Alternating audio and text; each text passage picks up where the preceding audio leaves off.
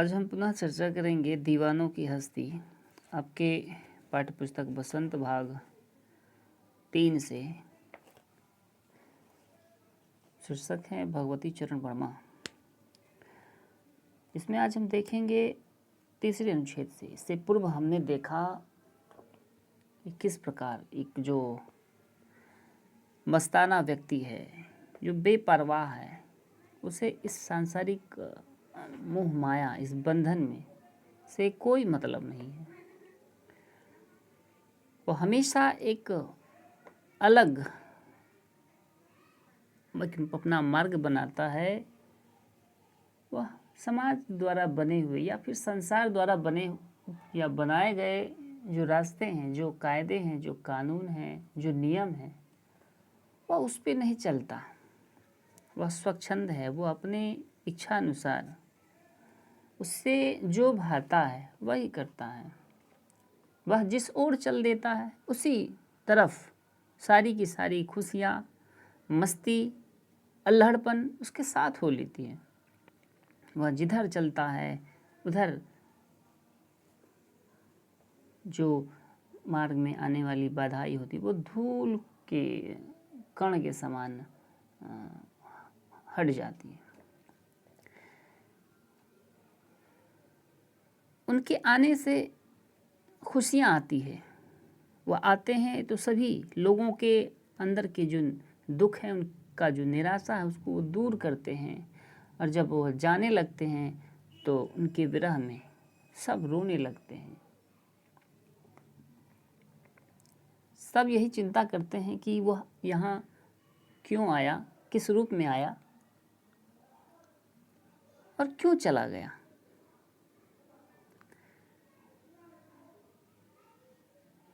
वह केवल यही कहता है कि हम कहाँ जा रहे हैं, क्यों जा रहे हैं, इससे कोई मतलब नहीं है।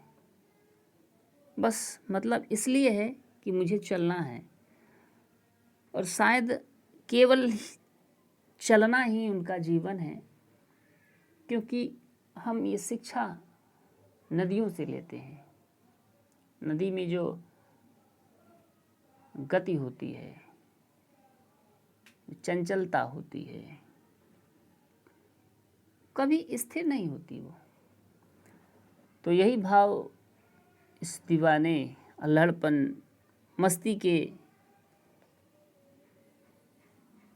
लोगों में है, जो ठीक वैसे ही प्रवृत्ति को अपनाए हुआ है। उसका चलना ही केवल उसे जीवित रखता है, इसलिए वो हमेशा चलते रहता है। उसे यह नहीं पता कि वह कहाँ जा रहा है।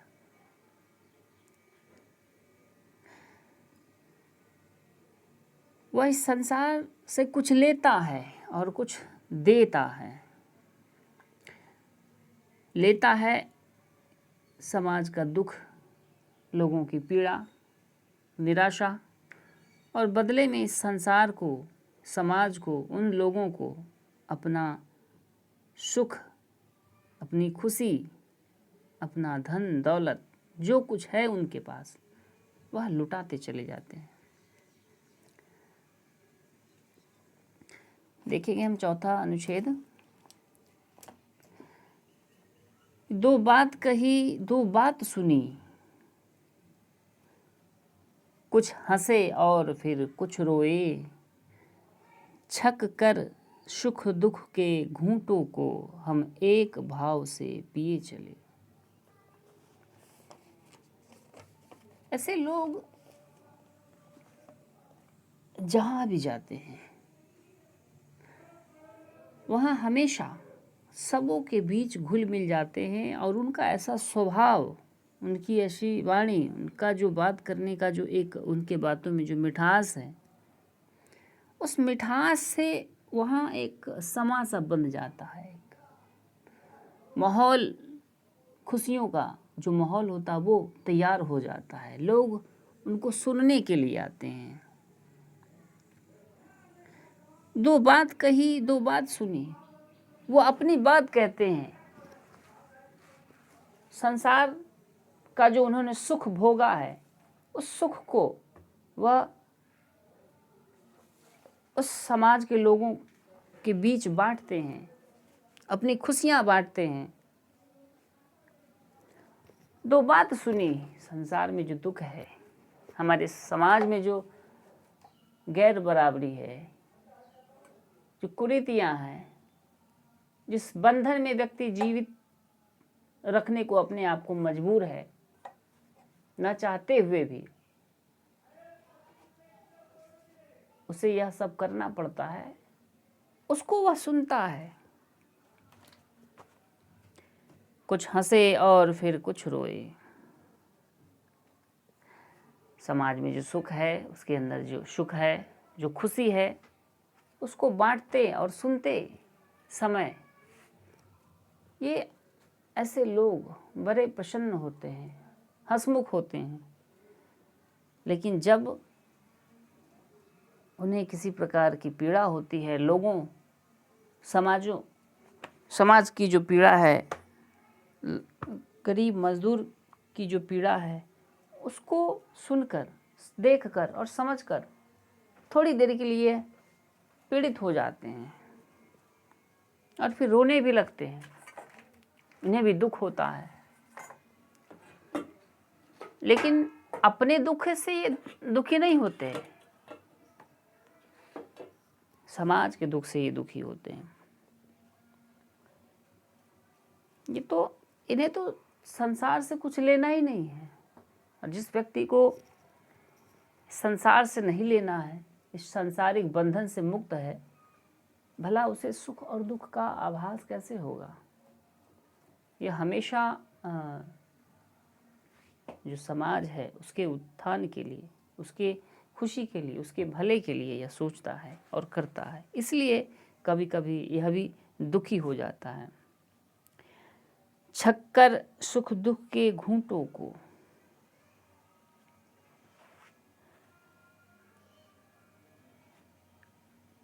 ये जो समाज में बुराइयां हैं, कुरीतियां हैं, या फिर उनके मार्ग में जो कठिनाइयां आती हैं, जो दुख आता है, उसको वो घूंट की बातें पी लेता है,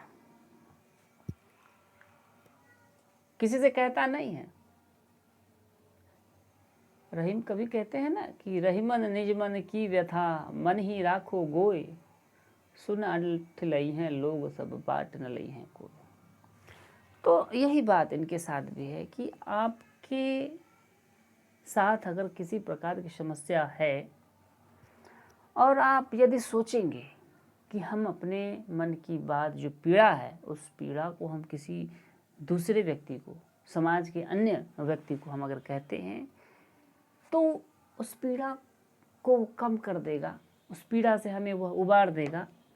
ऐसा होता नहीं है, बल्कि ठीक इसके विपरीत होता है। उस कष्ट को, उस दुख को, उस पीड़ा को सुनकर, सुनने वाला जो व्यक्ति होता है वो हमारा उपहास करता है, हमारी खिल्लियाँ उड़ाता है, हमारा मजाक उड़ाता है कि अमुक व्यक्ति के पास अमुक चीज़ उपलब्ध नहीं है, साधन नहीं है, और यह समाज से कहता है, मुझसे कहता है, अन्य किसी व्यक्ति से मांगता है। तो ये एक उपहास का विषय हो जाता है। इसलिए कभी कहते हैं कि छक कर सुख दुख के घूंटों को, वह जो बेफिक्र होते हैं, जो बेपरवाह हैं, उनको किसी चीज़ की चिंता नहीं है। वो अगर दुख होता भी है तो किसी दूसरे व्यक्ति के साथ साझा नहीं करता, क्योंकि उन्हें पता है कि अगर कहेंगे दूसरा व्यक्ति हंसेगा, हमारे दुख में वह अपनी सहानुभूति नहीं दर्शाएगा, बल्कि उसके विपरीत हमें और अधिक पीड़ा देगा।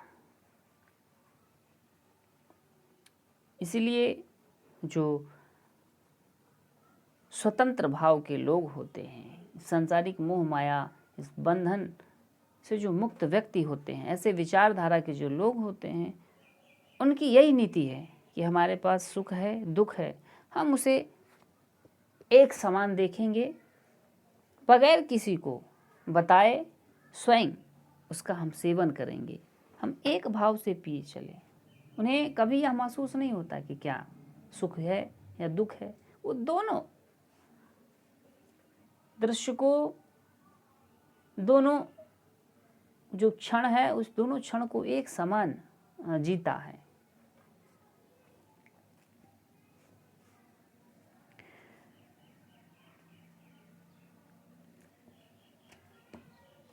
अगला अनुच्छेद कहता है कि भिखमंगों की दुनिया में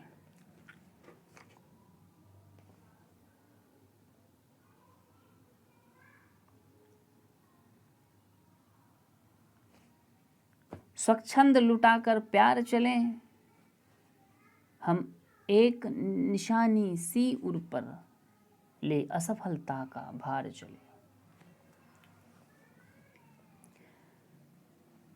इस संसार में सबसे ज़्यादा अगर कोई स्वार्थी है तो निस्संदेह हम मनुष्य को कह सकते हैं, और है भी, जिस कारण वह हमेशा अपने लिए ही कुछ ना कुछ समाज से या किसी अन्य वर्ग से मांगता है, मांगते रहता है और मांगने का प्रयास करता है, क्योंकि मनुष्य के अंदर ये एक स्वभाव होता है। अगर उसकी इच्छा पूरी हो जाती है तो उस इच्छा के स्थान पर महत्वाकांक्षा का जन्म होता है। अगर कोई व्यक्ति गरीब है, उसे 2 जून की रोटी तक नसीब नहीं होती, तो वह शारीरिक परिश्रम करता है या फिर किसी के सामने हाथ फैलाता है, किसी भी प्रकार से। अगर उस 2 जून की रोटी मतलब 2 वक्त की रोटी अगर उसे उपलब्ध हो जाता है, अनाज या धन उपलब्ध हो जाता है, तो वो फिर से प्रयास करता है कि अगर आज रोटी मिला है तो उस रोटी के साथ सब्जी भी मिले तो अच्छा होता, उसे उस चीज़ की भी प्राप्ति हो जाती है। वह सोचता है क्यों नहीं इसके साथ साथ कभी अच्छा पकवान खाने का मौका मिले, उसे वह भी होता है। जो व्यक्ति, जिस व्यक्ति के ऊपर छत नहीं होता, अपना घर नहीं होता, आवास नहीं होता, कच्चे मिट्टी के घरौंदे बना के रहता है, वो घर बना के रहता है, खड़ पतवार का घर बना के रहता है। बारिश के समय जब घर चूने लगता है तो उसकी भी आशा होती है कि काश हमें थोड़ा अच्छा मकान होता तो हम इस ठंड से और बरसात से बच पाते। अच्छा मकान होता है, अब उसकी मनसा जगती है कि काश हमारे पास भी पक्का का मकान होता, यह भी मनसा पूरी होती। उसकी जो इच्छाएं हैं वो बढ़ती चली जाती है। वो कहता है कि काश हमारे घर में नौकर चाकर होते, जो कि स्वयं वो पहले नौकरी करता था। तो इस प्रकार की जो इच्छा में जो बढ़ोतरी है, जो कभी समाप्त नहीं होती, हमारी इच्छा पूरी हो जाती है, लेकिन उस इच्छा के बाद, पूर्ति होने के बाद भी एक दूसरी इच्छा का जो जन्म होता है, उससे बड़ी इच्छा का जो जन्म होता है, सदैव बढ़ते रूप में जो इच्छा हमेशा ऊपर की ओर जो बढ़ती है, ऊर्ध्वाधर जो विकास करती है, यही है महत्वाकांक्षा। और मनुष्य के दुख का जो कारण है वह यही है, मूल कारण यही है। जिस दिन मनुष्य अपनी इच्छाओं का दमन कर लेगा, अपनी इच्छाओं पर अपना अधिकार, अपना जो एक काबू है वो पा लेगा, उस दिन मनुष्य को किसी भी प्रकार की पीड़ा नहीं होगी, नहीं दुख होगा। मनुष्य सोचता है ना कि यह पुत्र मेरा है, ये पिता मेरे हैं, यह भाई मेरा है, लेकिन एक समय आता है जब प्रत्येक जीव को यह शरीर छोड़कर जाना पड़ता है। या अगर जीवित भी रहे तो उस स्थान से अन्य स्थान पे जाना पड़ता है, या फिर किसी मतभेद के कारण वह एक दूसरे से अलग हो जाते हैं तो उनके कारण उसे दुख होता है। बच्चे का जब जन्म होता है तो पूरा घर जो है सो खुशियों में सराबोर हो जाता है, लेकिन वही बच्चा जब बड़ा होता है, उसका विवाह होता है, वह वैवाहिक बंधन में बंधने के बाद जब अपने माता पिता को त्याग देता है, अपने से अलग कर देता है, तो कितना दुख होता है। और उससे भी ज़्यादा दुख उस पिता को तब होता है जब पिता के जीवित रहते हुए अगर पुत्र को किसी प्रकार का कष्ट हो तो सबसे ज़्यादा दुख होता है उस पिता को। तो क्यों ये जो एक बंधन है अपनापन का, हमारा वाला जो भाव है, यही हमारा वाला भाव, ये जो जोड़ने वाली नीति है, ये चीज़ हमारा है, फला चीज़ हमारा है, अमुक चीज़ हमारा है, यही चीज़ व्यक्ति को दुख उत्पन्न करता है, दुख का कारण है। तो लालसा व्यक्ति के दुख के केंद्र में है। लेकिन ये मस्ताने कहते हैं हम भिखमंगों की दुनिया में, हम भिखमंगे हैं। मतलब ऐसा भी नहीं कि भीख मांग के खाते हैं। भीख मांगे का मतलब क्या? वास्तविक तो अर्थ यही होता है कि जो व्यक्ति भीख मांग के खाए। लेकिन कहता है इस भिखमंगे की दुनिया में, मतलब हम जिस समाज में रहते हैं वो समाज कैसा है? भीख मांग कर खाने वाला है। अब जिसके पास धन संपत्ति है वह इंसान भी, जो सरकारी व्यवस्था है उसमें जो एक गरीब को जो परोसा जा रहा है अन्न या कुछ पैसे, उसमें वो जो अमीर लोग हैं वह भी हाथ फैलाए रहते हैं, वो भी उस कतार में लग जाते हैं कि मैं भी गरीब हूँ, मैं भी मजदूर हूँ। जिसके चलने के लिए वाहन है, निजी वाहन है, अच्छे भोजन करते हैं, घर में नौकर चाकर है, वह भी जब इस प्रकार की स्थिति आती है कि सरकार द्वारा या किसी भी व्यक्ति के द्वारा कोई चीज़ साधन मुहैया कराया जाता है तो वह भी अपने आप को उस श्रेणी में रख लेता है। तो भिखमंगा ही, ये जो स्वभाव है ये भिखमंगों की है।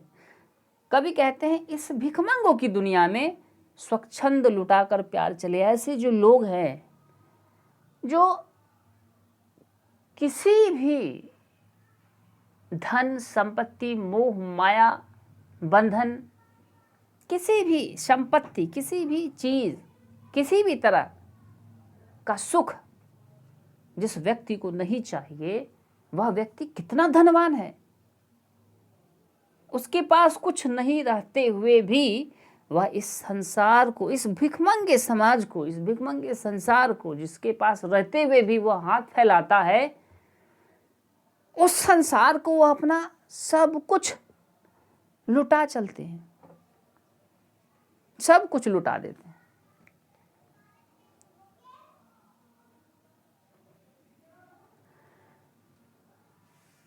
हम एक निशानी सी उर पर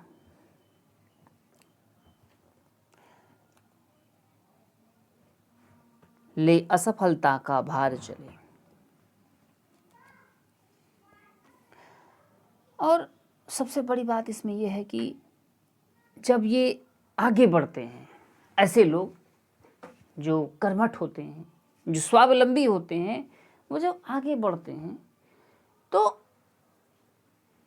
अब देखेंगे उनके मार्ग में बहुत सारी बाधाएं उत्पन्न होती हैं और वो किसी से साझा नहीं करते या किसी की मदद नहीं मांगते हैं, किसी को अपने कार्य में या दुखों में हाथ बटाने का आग्रह नहीं करते हैं। अगर उन्हें सुख प्राप्त होता है, धन प्राप्त होता है, खुशी प्राप्त होती है, तो वह ये सारे के सारे जो संपत्ति हैं, सारा का सारा जो गुण है, ये सब संसार में, सब उस गरीब लोगों के साथ, सब उस समाज में लुटा देता है। लेकिन अगर कोई काम गलत हो जाता है उससे, या किसी प्रकार की विपत्तियां आती हैं, या वह अगर अपने मार्ग में चल रहा और अपने लक्ष्य से वह विफल हो जाता है, किसी कार्य को करते समय जब वह उसे असफलता प्राप्त होती है, तो वह उसका कारण किसी अन्य व्यक्ति को नहीं देता, किसी दूसरे व्यक्ति को नहीं बताता कि नहीं अमुक व्यक्ति के कारण मेरी ऐसी दुर्दशा हुई, अमुक मित्र के कारण हमने अपने परीक्षा में कम अंक लाए, उनके साथ हम खेलते थे इसी वजह से हम अच्छे से पढ़ नहीं पाए। ये जो कारण है असफलता का कारण, ये कभी भी किसी दूसरे व्यक्ति को नहीं सौंपता। सबसे बड़ा गुण है उसमें कि वो जो असफलता है उसका सबसे बड़ा कारण वह स्वयं अपने आप को मानता है और अपने ऊपर लेकर वह उसको झेलता है और चलता है। तो ये उसमें एक सबसे बड़ा मानवीय गुण है। एक स्वच्छंद व्यक्ति का आचरण दिखता है। जो एक अल्हड़ व्यक्ति, अल्हड़पन होता है, बेफिक्र होते हैं, उनका ये सबसे बड़ा, उनको हम वजूद कह सकते हैं।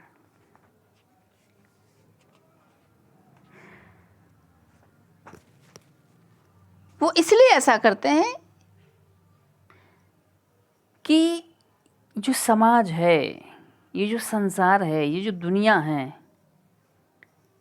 यहाँ के लोग जो इस संसार को अपना मानते हैं, इन लोगों को हमारे सफलता का श्रेय मिले और जो असफलता है उसका तनिक सा भी भनक उन्हें नहीं लगे।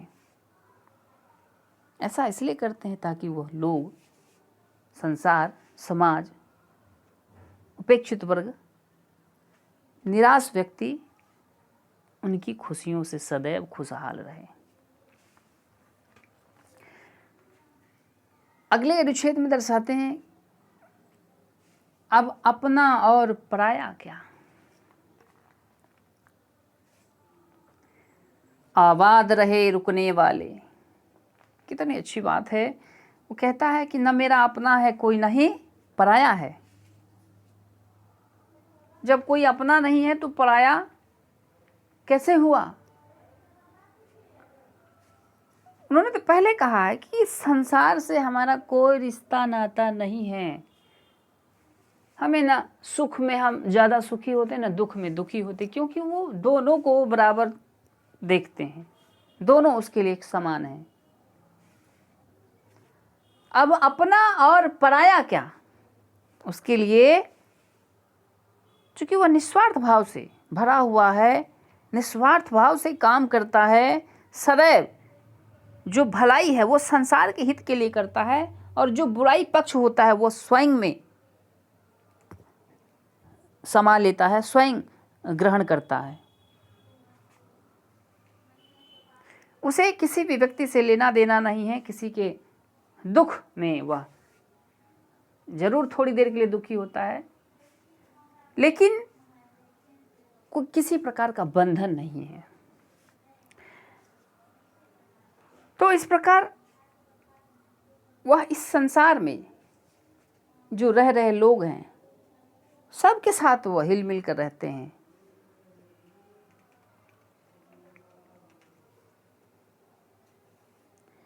और कहते हैं आबाद रहे रुकने वाले, क्योंकि उन्हें तो स्थिरता भाती नहीं है।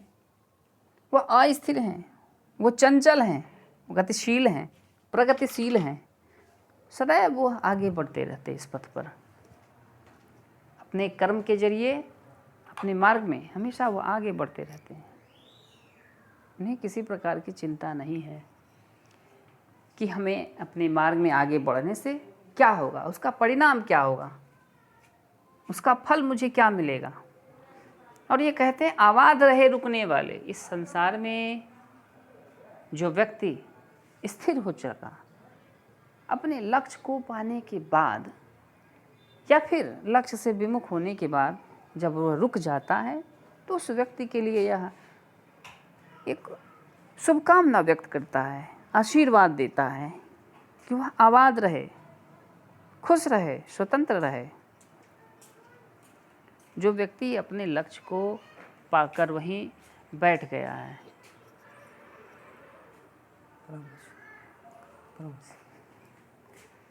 हम स्वयं बंधे थे और स्वयं हम अपने बंधन तोड़ चले। ये कहते हैं हमें तो बांधने वाला कोई है नहीं, क्योंकि हम स्वतंत्र हैं। तो हम स्वयं से इस संसार में अपने लिए मार्ग बनाते हैं, एक रास्ता बनाते हैं, एक नियम बनाते हैं। उस नियम में हम स्वयं को बांधते हैं, उस रास्ते पे हम स्वयं चलते हैं। मतलब स्वयं के बनाए गए जो कायदे, कानून, नियम, परंपरा या किसी भी तरह की जो गतिविधियां वो स्वयं बनाते हैं और उस पर वो चलते हैं। तो इन्हें भला बांधने वाला कौन है?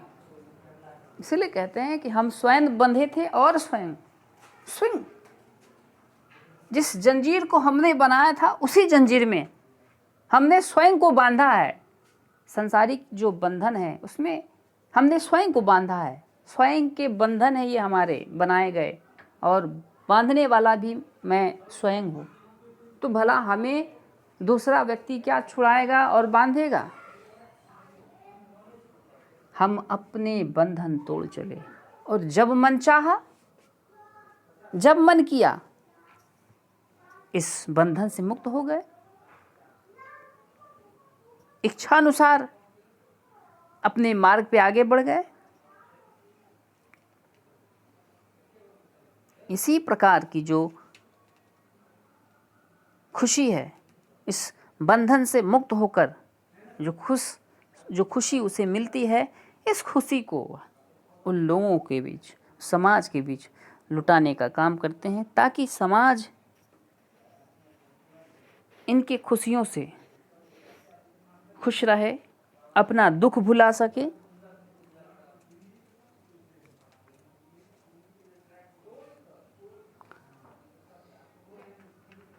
ये जो मस्ताने हैं, ये जो दीवाने हैं, ये जो अल्हड़ हैं,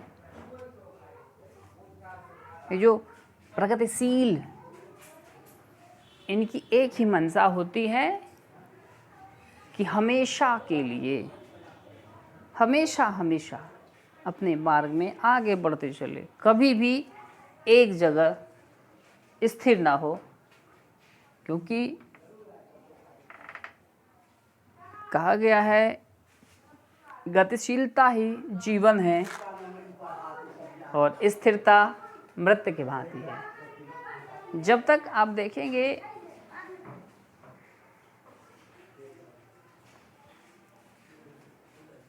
कबीर भी कहते हैं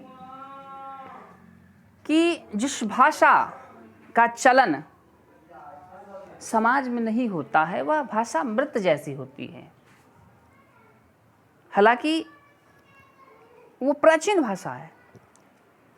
वो कहते हैं कि संस्कृत है कूप जल, भाखा बहता नीर। मतलब संस्कृत जो है हमारी सबसे जो प्राचीन भाषा है, वो कूप में अर्थात कुएं में सिमट के रह गई है। उसमें प्रवाह नहीं है, और जिस जल में प्रवाह नहीं होता है वह जल निर्मल नहीं होता है। उसमें अब देखेंगे तरह तरह के कीड़े मकोड़े पड़ जाते हैं, वह बदबू देने लगता है। और भाखा बहता नीर, वह कहते हैं भाषा, भाखा मतलब भाषा। उन्होंने भाषा का दर्जा, भाषा की संज्ञा उन्हें दिया है कि जो नीर की समान अर्थात जल के समान, पानी के समान गतिशील है, बहने वाला है।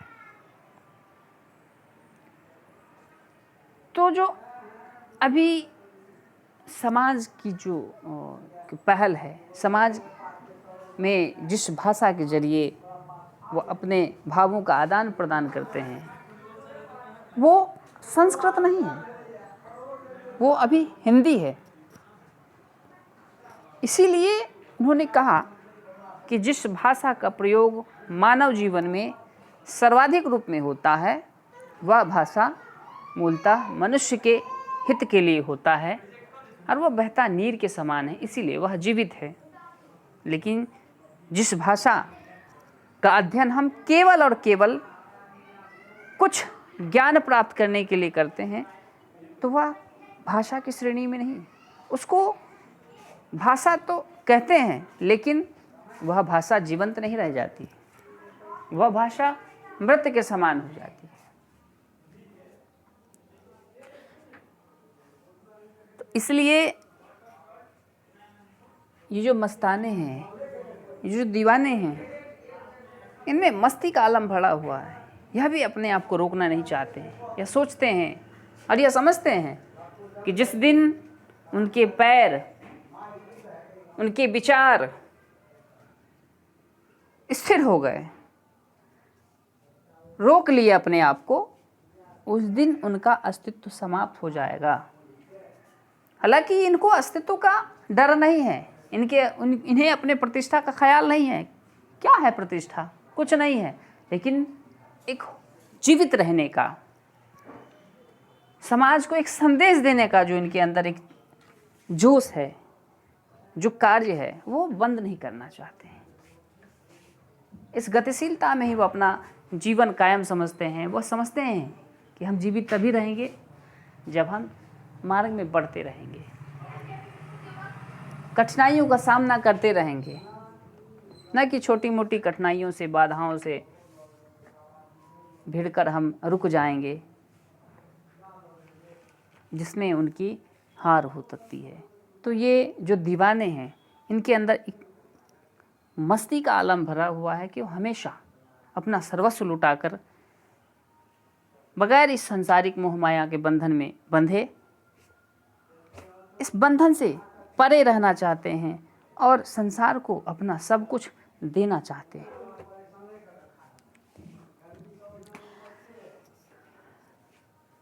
अंत में हम देखेंगे कि इस कविता में कवि ने ऐसे मस्ताने, मस्तमौला, बेफिक्र, दीवाने व्यक्ति के स्वभाव को दर्शाया है जो संसार से स्वतंत्र रहना चाहता है। ऐसे अल्हड़ व्यक्ति जहाँ भी जाते हैं वहाँ खुशियाँ लुटाते हैं। इनका प्रत्येक रूप लोगों के मन को भाता है, लोगों के मन को प्रसन्न कर देता है। भले ही कोई व्यक्ति घनी पीड़ा से रोता ही क्यों ना हो, लेकिन उनके आंखों में भी ये खुशी के आंसू ला देते हैं।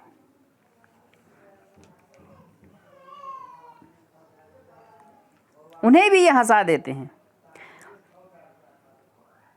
ऐसे लोग एक स्थान पर अधिक देर तक नहीं रुकते, कुछ देर रुकते हैं, वहाँ एक अपना माहौल तैयार करते हैं, खुशियों से भर देते हैं उस पूरे माहौल को, उस समाज को, वहाँ के लोगों को। उनके सुख दुख में यह साझी स्वयं को साझा करते हैं, उनके दुखों को झेलते हैं और अपने सुखों को लुटाते हैं। इस प्रकार वह अपने स्नेह और खुशी को लुटाकर आगे बढ़ते रहते हैं। इन्हें सांसारिक बंधनों से कोई लेना देना नहीं है। कौन है पिता, कौन है पुत्र, कौन है, जो एक बंधन है पारिवारिक, उस बंधन से इन्हें कोई मतलब नहीं है। इनके लिए तो सुख और दुख दोनों बराबर है। अब देखेंगे कि जब नदियाँ बहती है तो उनमें ये जो दो किनारे हैं, बगैर एक किनारे के नदी कभी बह सकती है? संभव नहीं है। तो नदी का ये जो किनारा है, एक सुख है और दूसरा दुख है, दोनों का साथ लेकर नदी चलती है। वो हमें संदेश देती है ना कि मनुष्य को भी इसी प्रकार से चलना चाहिए। सुख और दुख जो है, उनकी ये जो दो पैर हैं, एक पैर से हमें चलने में समस्या होती है। मतलब ये जो सुख है और दुख है, जब दुख नहीं आएगा तो हमें सुख का आभास नहीं होगा और हम सुख में इतने डूब जाएंगे कि हमें पता ही नहीं चलेगा कि व्यक्ति, जो अन्य व्यक्ति हैं, उसके पास दुख भी है, पीड़ा भी है, संताप भी है। इसलिए मनुष्य के जीवन में सुख दुख का होना स्वाभाविक है और ऐसे ही व्यक्ति इस माहौल को, इस प्रकार की जो संपत्ति है, सुख दुख, इन दोनों को एक समान झेलते हैं, बराबर समझते हैं, किसी को छोटा बड़ा या अधिक, ऐसा नहीं कि सुख में काफ़ी खुशी महसूस करते हैं, काफ़ी खुश होते हैं और दुख में बहुत अपने आप को दुखी दिखलाते हैं। वो समान स्थिति उत्पन्न होती है उनके अंदर। अगर ये दुखी होते भी हैं किसी कारणवश, मान के चलिए उनकी पारिवारिक स्थिति ऐसी हो गई या व्यक्तिगत तौर पे वह कोई ऐसा दृश्य उत्पन्न हो गया या कठिनाई हुई, तो उसका कारण वह समाज के अन्य वर्गों को नहीं देते या फिर अपने परिवार में ही या देश के लोगों को, उस राष्ट्र के लोगों को या संसार के लोगों को वो थोपते नहीं है कि तुम्हारे कारण अमुक व्यक्ति के साथ ऐसा हुआ या मेरे साथ ऐसा हुआ। नहीं, उनका जो विफलता है वह सदैव वह स्वयं पे रखते हैं, ताकि जो समाज के अन्य वर्ग हैं उनके दुखों से दुखी नहीं हो। और उनका उद्देश्य यही है कि हमेशा और हमेशा इस संसार को, इस समाज को, यहाँ के लोगों को खुश रखना और आगे बढ़ते रहना, इसी में वह अपना जीवन सफल समझते हैं। तो पाठ का समापन होता है। धन्यवाद।